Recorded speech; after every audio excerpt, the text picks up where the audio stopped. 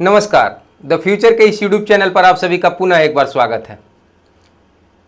आप सभी को पता है कि 71वीं बीपीएससी एग्ज़ाम्स के लिए हम जो है वो ये भारतीय संविधान पे आधारित ये अपनी वीडियो सीरीज़ लेकर के आए हैं, जिसका नाम हमने संपूर्ण भारतीय संविधान दिया है। हमारा उद्देश्य है कि प्री एग्ज़ाम से पहले एक बार इंडियन कॉन्स्टिट्यूशंस को पूरी तरह से डीप एनालिसिस के साथ एक स्ट्रक्चर्ड वे में आप सभी के समक्ष हम लोग रख सकें। वैसे एस्पायरेंट जो पहले से बीपीएससी की तैयारी में हैं, उन्होंने एक आध बार एग्ज़ाम दिया भी है, और वैसे एस्पायरेंट जो बिल्कुल नए हैं, जो पहली बार इस फॉर्म को भर रहे हैं, दोनों ही लोगों की तैयारी को ध्यान में रख करके हमने इस चीज़ को डिज़ाइन किया है। और पूरे डीप एनालिसिस के साथ जो है वो हम ये कंटेंट बना रहे हैं आप सभी के लिए, ताकि सिर्फ प्री ही नहीं बल्कि मेंस में भी जो इंडियन कॉन्स्टिट्यूशन या इंडियन पॉलिटी वाला, भारतीय राज्य व्यवस्था वाला जो सेगमेंट है, उसकी तैयारी आपकी जो है वो पूर्ण तरीके से जो है वो और व्यवस्थित तरीके से हो सके। तो आइए मौलिक अधिकार के इस तीसरे वीडियो में, जैसा कि आप सभी को पता है कि हम भाग 3 पे ये तीसरा वीडियो बना रहे हैं। एक बड़ा सेगमेंट है और इसको अच्छे तरीके से समझने की ज़रूरत है, तो वीडियो बहुत लंबा ना हो जाए, बहुत ज़्यादा बोरिंग ना हो जाए, इसलिए हमने इसको टुकड़ों में बांटा है। और कुल 4 वीडियो होंगे मौलिक अधिकार पे आधारित, यानी भाग 3 से संबंधित, जिसमें कि पहले और दूसरे वीडियो को हमने अपलोड कर दिया है। तीसरा वीडियो आपके समक्ष है और इसके बाद एक आखिरी वीडियो आएगा, और इन चारों वीडियो से जो है वो हम अपने भाग 3 को, यानी कि मौलिक अधिकार के सेगमेंट को जो है वो समाप्त कर पाएंगे।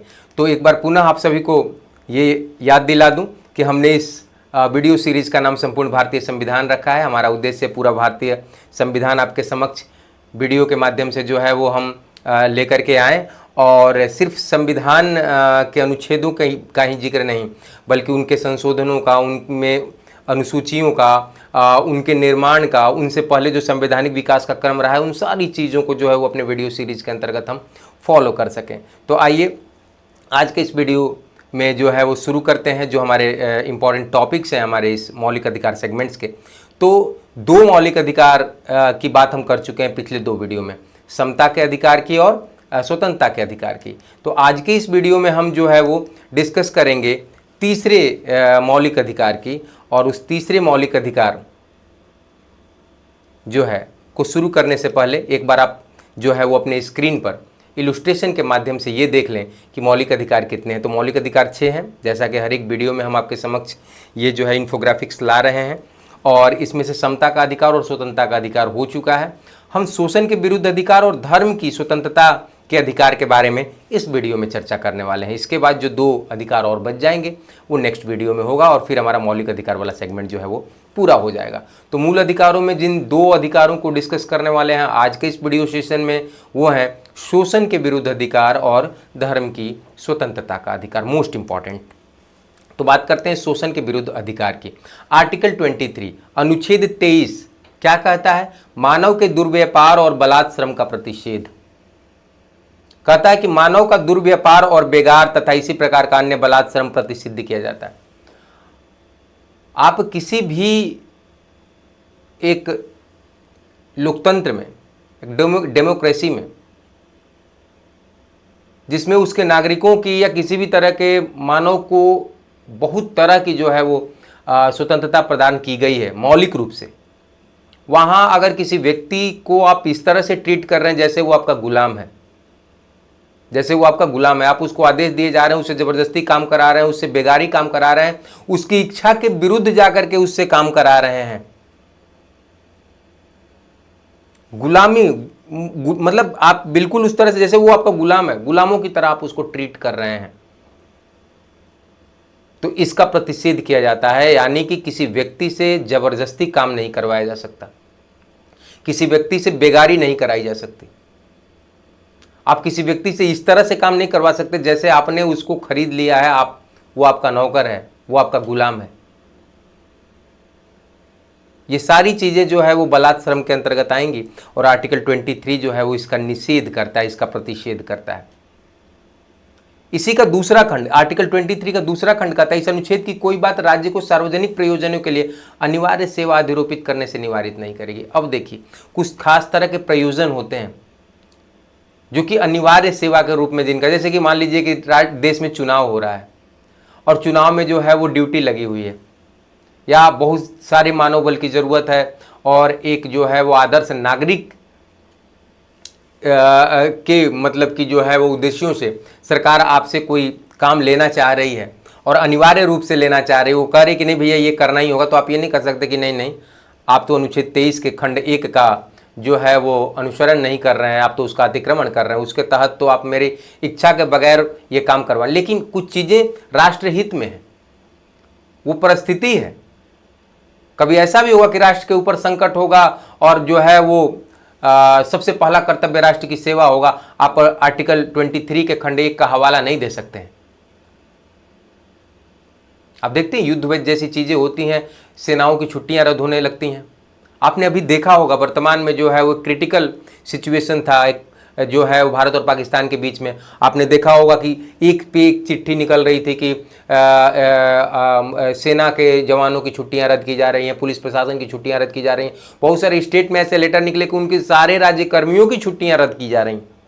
अब आप कह दो कि नहीं 23 के 1 के तहत तो भाई ये चीज़ तो नहीं, लेकिन हाँ अगर जो है उस तरह का सिचुएशन होगा तो अनिवार्य सेवा के लिए इस तरह के कानून और इस तरह के मतलब कि जो है वो निर्णय सरकार के द्वारा लिए जा सकते हैं। आर्टिकल 23 का खंड 1 जो है वो सरकार को रोकेगा नहीं। ऐसी सेवा अधिरोपित करने में राज्य केवल धर्म, मूल, वंश, जाति या वर्ग या इनमें से किसी के आधार पर कोई विभेद भी नहीं करेगा। ये भी ध्यान रखना है कि अगर इस तरह की अनिवार्य सेवा ली जा रही है तो कहीं ऐसा तो नहीं कि उसमें विभेदीकरण नीति का पालन किया जा रहा है, किसी खास वर्ग के लोगों को ही सिर्फ शामिल किया जा रहा है, किसी खास जाति के लोगों को शामिल किया जा रहा है, किसी खास धर्म के लोगों को शामिल किया जा रहा है। तब तो ये हो जाएगा ना कि भाई इस कार्य के लिए, इस अनिवार्य कार्य के लिए सिर्फ एक वर्ग विशेष को ही टारगेट किया जा रहा है। तो नीति ऐसी नहीं होनी चाहिए। जब आप सेवा के भाव से अनिवार्य रूप से चीज़ों को कर रहे हैं तो वहां पर आप दो नागरिकों के बीच में भेदभाव नहीं कर सकते हैं। किस आधार पर? धर्म के आधार पर, मूल वंश के आधार पर, जाति के आधार पर, वर्ग के आधार पर। यह आर्टिकल 23 का खंड 2 कहता है। आर्टिकल 24 क्या कहता है? कहता है कारखानों आदि में बालकों के नियोजन का प्रतिषेध। कारखानों से सीधा सा मतलब है भाई, पहले तो वो बालक है और सबसे पहली रिस्पॉन्सिबिलिटी हमारी है और सबसे पहला उसका अधिकार है कि वो स्कूलों में रहे। लेकिन मजबूरियां भी अपनी जगह हैं। शिक्षा से भी ज़्यादा जरूरी कभी कभी रोटी, कपड़ा और मकान जैसी बुनियादी ज़रूरतें हो जाती हैं और उन ज़रूरतों को पूरा करने के लिए बहुत सारे बच्चों को स्कूल छोड़ना पड़ता है। कुछ के नसीब में भी स्कूल नहीं होता है क्योंकि बहुत कम उम्र में उनके कंधों पर जिम्मेवारियां आ जाती हैं। वो परिवार के लिए रोटी की व्यवस्था करें या विद्यालय जाकर के पढ़ें, उनके लिए ये दो विकल्प होते हैं और इनमें से किसी एक का चयन उनको करना पड़ता है और मजबूरी बस वो परिवार की जिम्मेवारियों को अपने कंधों पर लेकर के आगे बढ़ने का फैसला लेते हैं। पढ़ाई छूट जाती है। ज़रूरी नहीं है कि किसी ने पढ़ाई शौक में ही छोड़ी है, किसी का पढ़ने में मन ही नहीं लगा इसलिए वो नहीं पढ़ा। समस्याएं हैं, अनगिनत समस्याएं हैं। लेकिन एक तो हमने पिछले वीडियो में देखा कि आर्टिकल 21 का अब तो ये मौलिक अधिकार है बच्चों का कि उनको शिक्षा मिलनी ही चाहिए 6 से 14 वर्ष के बच्चों के लिए। उसके बाद भी अब देखो आर्टिकल 24 जो पहले से मौजूद है क्या कह रहा है? 14 वर्ष से कम आयु के किसी बालक को किसी कारखाने या खान में काम करने के लिए नियोजित नहीं किया जाएगा। खान जैसे कोयले की खान, रिस्क है ना वहाँ पे, या कोई कारखाना जैसे स्टील की फैक्ट्री, इस तरह के कारखानों में जहाँ जान का जोखिम है, जहाँ एक परिपक्व व्यक्ति की जरूरत है काम करने के लिए, वहाँ एक अपरिपक्व बालक को हम लगाएं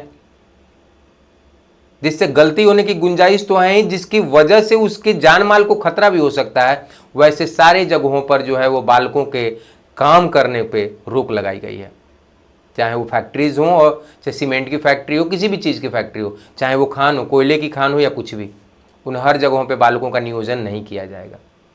बात समझ में आ रही है? किसी अन्य परिसंकटमय नियोजन में भी नहीं लगाया जाएगा। जहां जो मतलब ऐसी जगह पे उनको नियोजित नहीं किया जाएगा जहां पर जान माल को खतरा है, जहां पर संकट है, उन खतरनाक जगहों पर इनको नियोजित नहीं किया जाएगा अगर उनकी उम्र 14 वर्ष से कम है तो। आर्टिकल 24 ये कहता है। अब आप कहेंगे कि छोटे बच्चे तो होटलों में काम कर रहे हैं, तो जी हाँ, उनकी परिस्थितियां कारखाने या माइंस वगैरह जो खान वगैरह होते हैं या परिसंकटमय नियोजन इस तरह से नहीं है, लेकिन चूंकि उनके पास मजबूरी है, किस चीज़ की मजबूरी, तो अपने बुनियादी सुविधाओं, अपने बुनियादी ज़रूरतों को पूरा करने की मजबूरी, तो फिर उनको करना पड़ता है वो रोजी रोटी वाला काम। लेकिन यह ध्यान देना है कि जिस रोजी रोटी के काम में वो लगे हुए हैं कहीं वहाँ पर उनके जान माल को खतरा तो नहीं। तो इसलिए आर्टिकल 24 में ये व्यवस्था की गई है कि वैसे जगहों पे जहाँ उनके जान माल को खतरा हो सकता है, जहाँ मतलब कि जो है वो संकट वाली परिस्थितियाँ हैं, उस तरह के वातावरण में इनको नियोजित नहीं किया जाएगा। आप इसको एक साथ अब देखो जरा, ये और प्रभावी हो जाता है आर्टिकल 21 के क के बाद कि 6 से 14 वर्ष के बच्चों को विद्यालय में होना चाहिए। अगर उस दौरान वो कहीं पे भी किसी भी तरह के कार्य को करते हुए नजर आ रहे हैं तो फिर ये जवाबदेही बन जाती है राज्य की, क्योंकि उनके मौलिक अधिकारों का हनन हो रहा है ना। बात समझ में आ रही है? तो ये आर्टिकल 24 जो है वो कहता है। तो जो आर्टिकल 24 से पहले जो 23 था उसमें किसी भी मानव से बेगारी, गुलामी वाला काम करवाना जो है वो उसका प्रतिषेध किया जाता है। लेकिन राष्ट्र या आपके केंद्र की सरकार या मतलब आपके सरकार किसी खास तरह के सिचुएशन में अनिवार्य सेवा के लिए जो है वो विधि बना सकती है, उसको रोका नहीं गया है। जैसे मैंने कहा कि चुनाव करवाना, अब आप ये कह दो कि नहीं नहीं नहीं मेरी इच्छा चुनाव करवाने की नहीं है। आपको पता ही है चुनाव के दौरान कितने मानव बल की ज़रूरत होती है। देश में युद्ध का संकट हो, जवान कह दे कि नहीं अभी लड़ने का मूड नहीं है। बात समझ रहे हैं कि क्यों ज़रूरी हो जाता है आर्टिकल 23 का खंड 2। तो आर्टिकल 23 और आर्टिकल 24 आई होप आपको क्लियर हो गया होगा। अब बात करते हैं धर्म की स्वतंत्रता का अधिकार। यह हमारा चौथा मौलिक अधिकार। आर्टिकल 25 क्या कहता है? कहता है अंतःकरण की और धर्म के अबाध रूप से मान्य आचरण और प्रचार करने की स्वतंत्रता। आप अंदर से, दिल से, मन से स्वतंत्र हैं। जिस धर्म को मानना चाहते हैं मानिए, जिस धर्म के अनुसार आचरण करना चाहते हैं करिए, और अगर आप जिस धर्म के हैं उस धर्म का प्रचार प्रसार भी करना चाहते हैं तो आप करिए। तीनों की स्वतंत्रता आपको है। धर्म को मानने की स्वतंत्रता, उस धर्म के अनुसार आचरण करने की स्वतंत्रता और उस धर्म का प्रचार प्रसार करने की स्वतंत्रता, तीनों ही आपको आर्टिकल 25 के तहत दी गई है। आर्टिकल 25 का खंड 1 क्या कह रहा है? लोक व्यवस्था, सदाचार और स्वास्थ्य तथा इस भाग के अनुबंधों के अधीन रहते हुए सभी व्यक्तियों को अंतःकरण की स्वतंत्रता का और धर्म को अबाध रूप से मानने, आचरण करने और प्रचार करने का समान हक होगा। सभी, चाहे वो मुस्लिम हो, चाहे वो हिंदू हो, चाहे वो सिख हो, चाहे वो ईसाई हो, चाहे वो बौद्ध हो, चाहे वो जैन हो, चाहे वो पारसी, कोई भी धर्म विशेष का धर्मावलंबी उस धर्म को मानने, उसके अनुसार आचरण करने और उसके प्रचार प्रसार के लिए पूरी तरह से स्वतंत्र है। अनुच्छेद 25 का खंड 2 क्या कह रहा है? कह रहा है कि इस अनुच्छेद की कोई बात किसी ऐसी विद्यमान विधि के प्रवर्तन पर प्रभाव नहीं डालेगी या राज्य को कोई ऐसी विधि बनाने से निवारित नहीं करेगी। यानी युक्ति युक्त विधि बनाने का राज्य के पास अधिकार सुरक्षित है 25 के खंड 2 के तहत। एक तरफ आपको पूरी आज़ादी है धर्म को मानने, प्रचार प्रसार करने और उसके अनुसार आचरण करने की। दूसरी तरफ किसी खास तरह की परिस्थिति में आपके उन अधिकारों को सीमित करने के लिए विधि बनाने का अधिकार भी जो है वो संसद के पास जो है वो है। क्या है भाई? धार्मिक आचरण से संबंध किसी आर्थिक, वित्तीय, राजनीतिक या अन्य लौकिक क्रियाकलाप का विनियमन या निर्बंधन करना। आप देखते होंगे बहुत सारे जो है वो ट्रस्ट हैं, मंदिर के ट्रस्ट आप देखते होंगे। सरकार जो है मतलब उस ट्रस्ट का विनियमन या उसके लिए नियम उयम बनाना जो है वो करती है।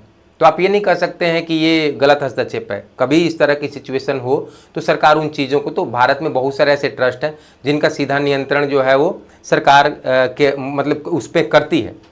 अभी जस्ट वक्फ के लिए कोई एक कानून आया, अब कोई कह दे कि भाई नहीं आप हमारे मामलों में दखल नहीं दे सकते हैं, नहीं, ज़रूरत पड़ेगी तो सरकार जो है वो इस तरह के विधि बनाने के लिए जो है वो स्वतंत्र है और उसको आर्टिकल 25 का खंड 1 जो है वो रुकेगा नहीं। तो कभी कभी धार्मिक आचरण से संबंध किसी आर्थिक, वित्तीय, खास करके तभी इस तरह का मसला आता है जब उन धार्मिक मामलों में वित्तीय मामलों को लेकर के कोई कॉन्ट्राडिक्शन हो जाए, खास करके तो इस तरह के जो है वो विनियमन के लिए जो है वो विधि बना भी सकती है और उसका निर्बंधन जो है वो कर सकती है। ख, सामाजिक कल्याण और सुधार के लिए सार्वजनिक प्रकार के हिंदुओं की धार्मिक संस्थाओं को हिंदुओं के सभी वर्गों और अनुभागों को खोलने का उपबंध। अब मान लीजिए कि कोई मंदिर हो और उसमें किसी व्यक्ति विशेष के, जात के, व्यक्ति विशेष के लिंग के आधार पर उसका प्रवेश ही रोक दिया जाए, तो फिर उस व्यक्ति का आर्टिकल 25 के खंड 1 के तहत अधिकार कहाँ रहा? वो चाहता है कि मैं इस धर्म को मानूं, वो चाहता है मैं इस धर्म के अनुसार उपासना करूं, इस धर्म के इस पर्टिकुलर मंदिर में जाऊं, पूजा पाठ करूं। लेकिन अगर उसको सिर्फ इस आधार पर कि आप फला जाति के हो, आप फला जेंडर के हो, इस आधार पर अगर उसका प्रतिषेध किया जाता है तो फिर समस्या तो आ गई ना, उसका फंडामेंटल राइट्स फिर रहा कहाँ? तो ये जो प्रचलन में चीजें हैं, इनसे संबंधित अगर कानून बनाने की जरूरत हुई ताकि उस व्यक्ति विशेष का अधिकार सुरक्षित रखा जा सके, मौलिक अधिकार का संरक्षण किया जा सके, तो फिर उस कंडीशंस में वो नियम और कानून बना सकते हैं। बहुत सारी सामाजिक कुरीतियों और कुप्रथाओं को समाप्त करने के लिए इस तरह के जो है वो कानून बने भी और उसको प्रभावी भी किया गया। आर्टिकल 25 का खंड 2 का ये दूसरा पॉइंट है। आर्टिकल 25 के खंड 2 के उपखंड ख में जब इस शब्द का इस्तेमाल किया गया कि हिंदुओं के प्रति निर्देश का यह अर्थ लगाया जाएगा कि उसके अंतर्गत सिख, जैन और बौद्ध भी आएंगे, बौद्ध धर्म को मानने वाले, यानी जहां टर्म यूज किया गया हिंदुओं के लिए या हिंदुओं की धार्मिक संस्था, तो उसका सीधा मतलब है कि यह बात बौद्धों पे भी लागू होती है, यह बात जैनों पे भी लागू होती है, यह बात सिखों पे भी लागू होती है। ठीक है, जब हिंदुओं की धार्मिक संस्थाओं का जिक्र होगा तो इन धर्मों के धार्मिक संस्था भी उसमें ऑटो जो है वो शामिल हो जाएंगे। कुछ पॉइंट्स हैं। कृपाण धारण करना और लेकर चलना सिख धर्म के मानने का अंग समझा जाएगा। अब ये नहीं कह सकते कि आप वो सिख भाई जो हैं हमारे वो हथियार लेके चल रहे हैं, नहीं, ये उनके धर्म के आचरण से संबंधित चीज है और धर्म के अनुसार आचरण करने का तो अधिकार आर्टिकल 25 का खंड 1 देता ही है आपको। तो ये उनके धर्म के आचरण का विषय है, इसलिए ये कहा गया है कि कृपाण लेकर चलना और जो है और उसको धारण करना सिख धर्म को के आचरण से संबंधित चीज के रूप में इसको देखा जाएगा। बात समझ में आ रही है? तो कृपाण धारण करना और लेकर चलना सिख धर्म के मानने का समझा जाएगा। और फिर अगर जो 25 के मतलब खंड 2 का जो ख है उसके अनुसार मतलब जब हिंदू शब्द का यूज किया जा रहा है तो उसका अर्थ जो है वो बौद्ध, जैन और सिख धर्म को मानने वालों को भी लगाया जाना चाहिए। तो ये आर्टिकल 25 हमारा था। खंड 1 आपको आज़ादी दे रहा है, खंड 2 युक्ति युक्त प्रतिबंध लगाने के लिए सरकार को अनुमति दे रहा है किसी खास तरह की सिचुएशन में। क्यों? क्योंकि दो कॉन्ट्राडिक्टरी स्टेटमेंट हो जाते हैं। बात समझिएगा, अगर आपकी स्वतंत्रता किसी दूसरे की स्वतंत्रता को बाधित करती है तो फिर समस्या आएगी ना। आप परंपराओं का हवाला देकर के कहो कि नहीं इस मंदिर में इनका प्रवेश वर्जित है, या ये इस मतलब कि ये मतलब कि इस धर्म के हैं लेकिन इस धर्म के इस आचरण का प्रयोग नहीं कर सकते हैं, तो फिर उस व्यक्ति के मौलिक अधिकारों का तो हनन हुआ।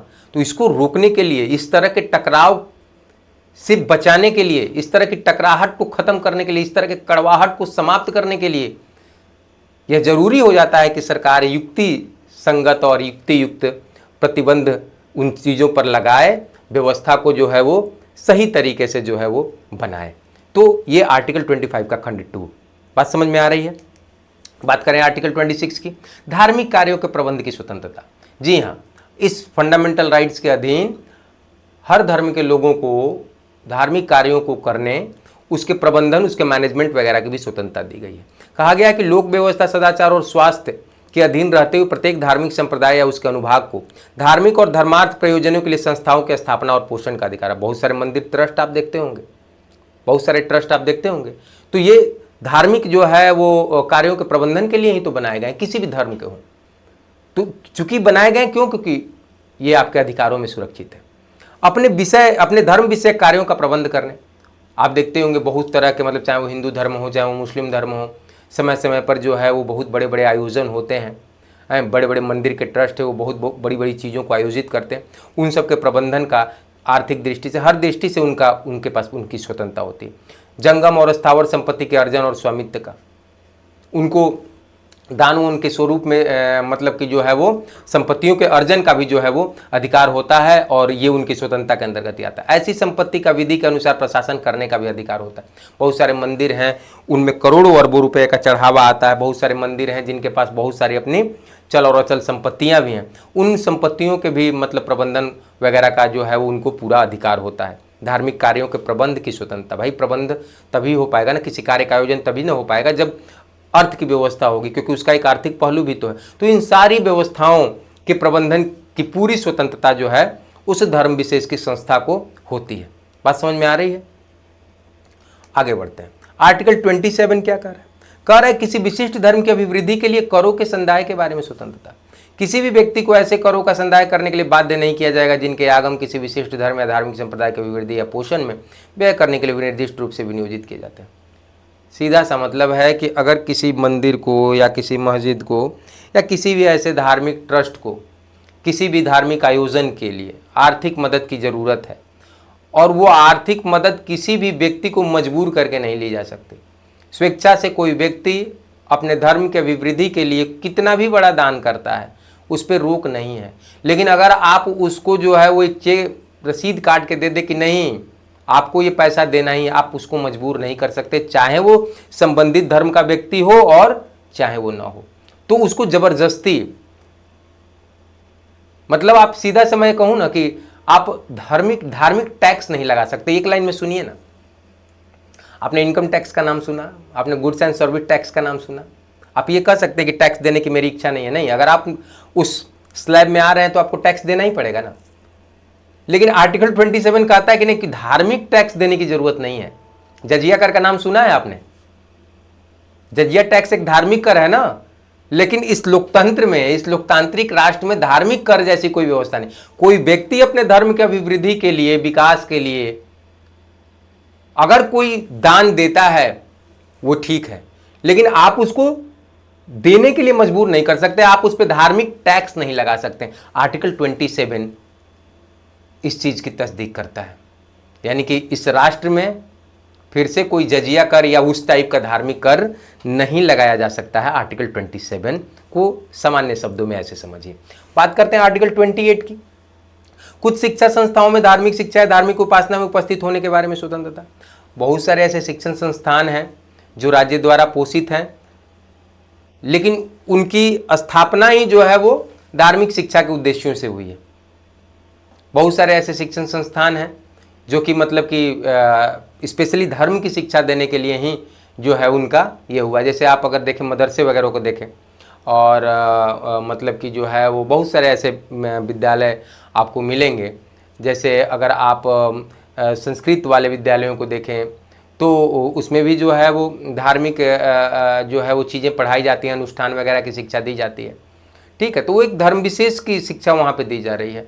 और कभी कभी सरकार मतलब उनको जो है वो फंड ये करती है, मतलब वो सरकार द्वारा पोषित भी होते हैं, क्योंकि उनकी स्थापना ही धार्मिक शिक्षा के लिए हुई है और बाद में सरकार ने उनको ऑप्ट किया और फिर उनको पोषित कर रही है।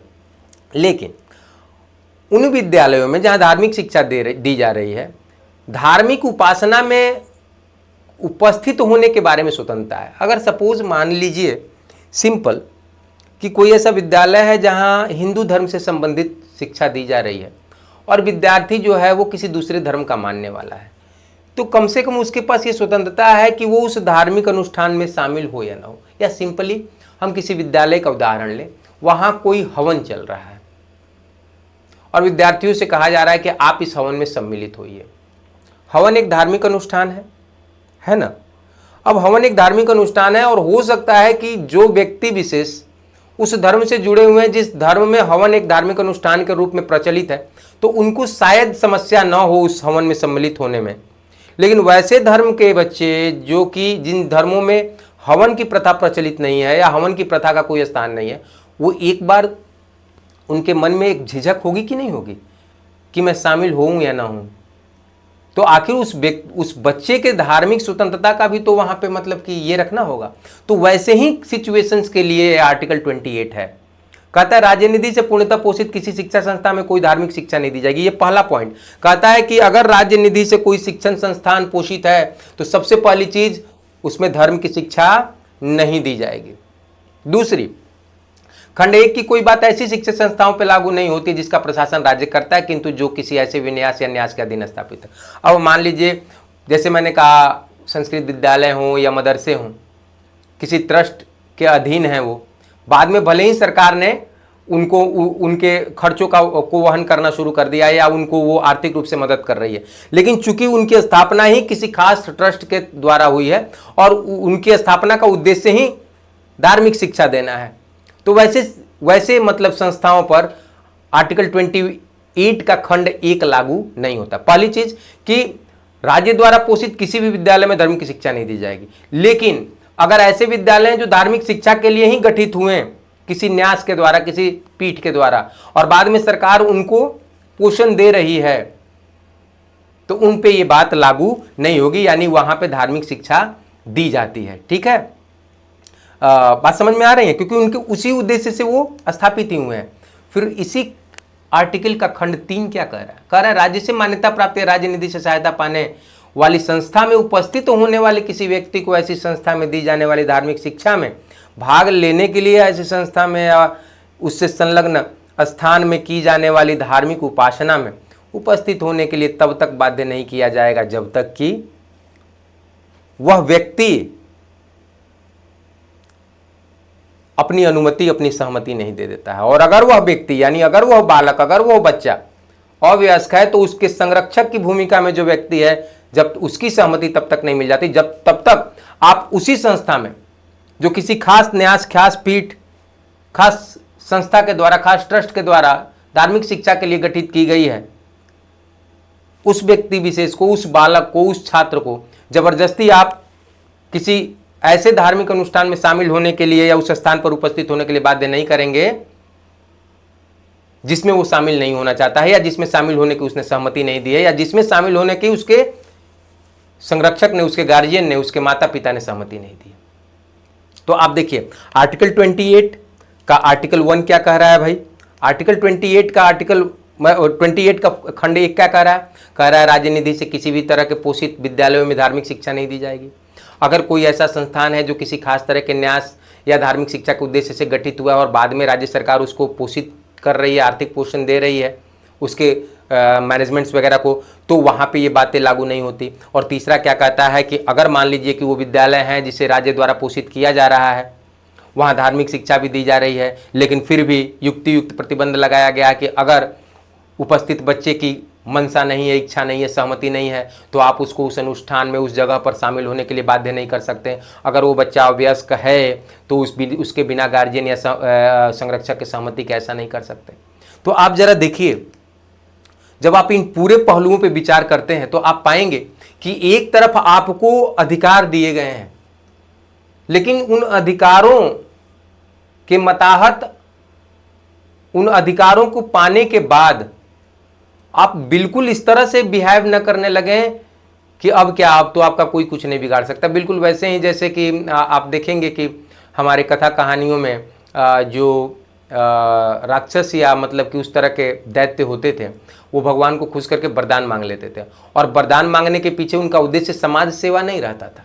अब वरदान मांग लिए, तो अब अगर वरदान किसी के सर पे हाथ रख करके भस्म कर देने का है, तो बस वो यही कहते थे कि भस्म कर देना। लेकिन जरा सोचिए कि अगर उस वरदान के साथ देवता कंडीशन अप्लाई कर देते हैं कि तुमको ये अधिकार तो होगा कि तुम जिसके सर पे हाथ रखो वो भस्म हो जाएगा, लेकिन अगर तुमने इन परिस्थितियों में और इन के सर पे हाथ रखा तो स्वतः ही तुम्हारा यह वरदान नष्ट हो जाएगा, उनको कोई नुकसान नहीं होगा। तो अगर इस तरह के युक्त प्रतिबंध वाले वरदान दिए जाते तो शायद उतने घातक वो राक्षस नहीं हो पाते। आप बात को समझिएगा, बात तो हंसी वाली है लेकिन गंभीर कितनी है कि ये मौलिक अधिकार बिल्कुल नेचुरल है, बिल्कुल प्राकृतिक है। ये माना गया है कि जो है ये मिलना ही चाहिए किसी न किसी व्यक्ति को, लेकिन इस बात की भी शंका जाहिर की गई है कि इन अधिकारों के बाद अगर कोई व्यक्ति इन अधिकारों का दुरुपयोग करने लगेगा तो उस पर युक्त प्रतिबंध लगाने के लिए आपके संसद को, आपकी सरकार को विधि बनाने, उन नियामकों को जो है वो इस तरह की विधियों को मतलब कि ये करने और उनको इम्प्लीमेंट करने की भी जो है वो अधिकार जो है वो सौंपे गए हैं, ताकि ऐसा नहीं हो कि अधिकार के अहंकार में जो है हम एक अच्छे नागरिक की, एक आदर्श नागरिक की उन सारी सीमा मतलब की चीज़ों को भूल जाएं और हम वो करने लगें जिसको कि एक सभ्य समाज में अपराधीकृत काम कहा जाता है। मतलब हमारा काम ऐसा हो कि वो हमको इंसान से, एक अच्छे नागरिक से अपराधी बना दे। तो बिल्कुल होना ही चाहिए। एक तरफ आपको अधिकार दिए जाएंगे, दूसरे तरफ उन अधिकारों पे युक्त प्रतिबंध लगाए जाएंगे, ताकि आप अपने लिमिट को, आप अपने सीमाओं को जो है वो लांघे नहीं। इसके साथ आप पे बहुत सारे कर्तव्य भी अधिरोपित किए जाएंगे, क्योंकि अधिकार और कर्तव्य एक ही सिक्के के दो पहलू हैं ना। बात समझ में आ रही है? कर्तव्य पे जब पढ़ेंगे तो एक शानदार जो है वो तुलनात्मक अध्ययन किया जाएगा अपने इस भाग 3 के मौलिक अधिकारों का, और आपको जो मौलिक कर्तव्य जो है वो आगे चल करके आपको सेगमेंट में मिलेंगे। तो आई होप आज का ये वीडियो आप सभी को बहुत पसंद आया होगा। आज ही जो है वो इस मौलिक अधिकार सेक्शन का आखिरी वीडियो भी जो है वो इस चैनल पर अपलोड कर दिया जाएगा। 4 वीडियो में हमने मौलिक अधिकार के इस सेशन को कंप्लीट किया है, और आशा है कि आपको ये हमारी वीडियो सीरीज़ जो है वो पसंद आ रही होगी, और हम आपकी तैयारी में थोड़ा ही सही, आंशिक ही सही, लेकिन योगदान कर पा रहे होंगे। अपना प्यार और भरोसा हमारे इस चैनल पर बनाए रखिए। मिलते हैं एक नए वीडियो में, तब तक के लिए इजाज़त दीजिए। आप सभी का इस वीडियो में बने रहने के लिए बहुत बहुत धन्यवाद। Thank you.